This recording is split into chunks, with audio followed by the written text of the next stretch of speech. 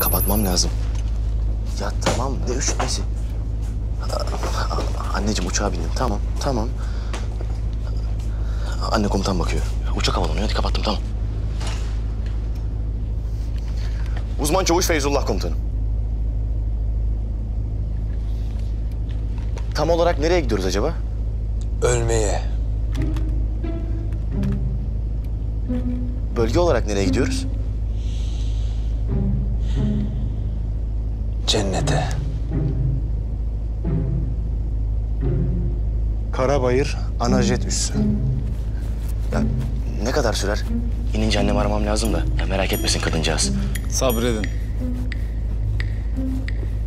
Allah sabredenlerle beraberdir. Emredersiniz komutanım.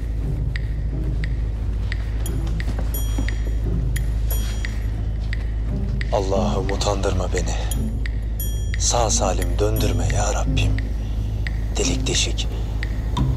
Parça pinçik olmayı nasip et. Ne olur Allah'ım.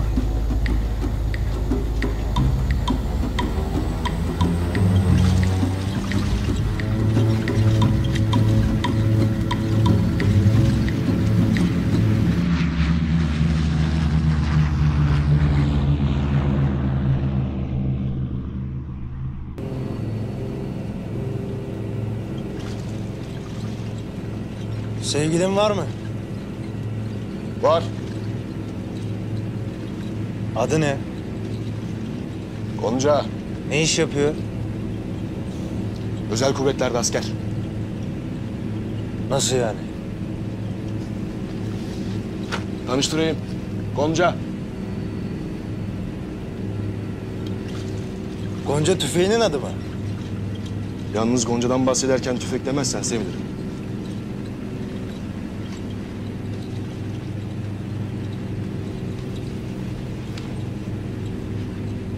Güzel.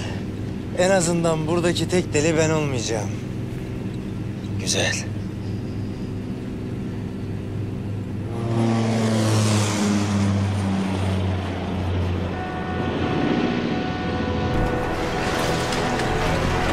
Ne oluyor?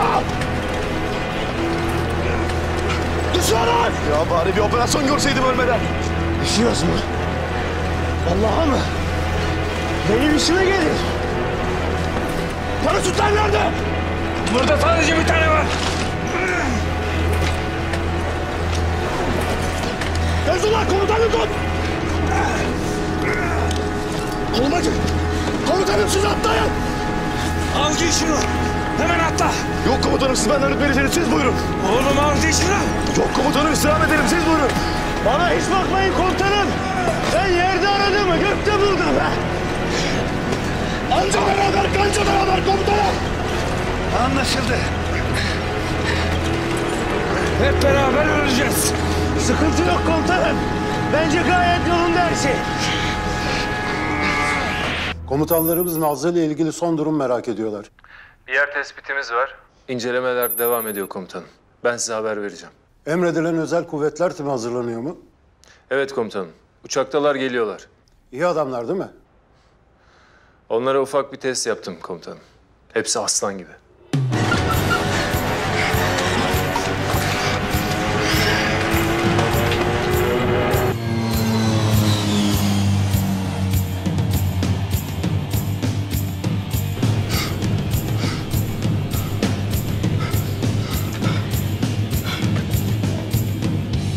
Toparladı be uçak. Nasıl yani? Düşmüyor muyuz?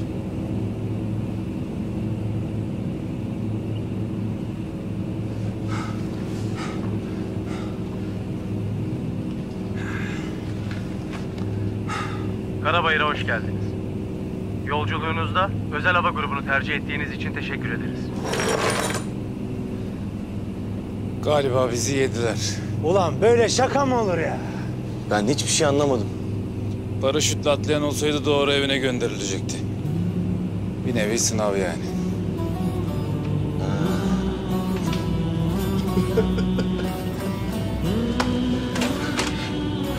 Güldünüz değil mi?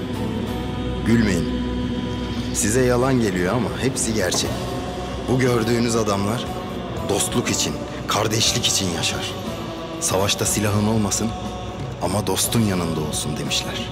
Her biri diğeri için gözünü kırpmadan canını verir. Verecek de. Siz de her şeye gözlerinizle şahit olacaksınız. Biri ölmesin diye diğeri can verecek. Diğeri aç kalmasın diye ekmeğini paylaşacak. Diğeri fazla uyusun diye daha az uyuyacak. Evet, bunların hepsi olacak.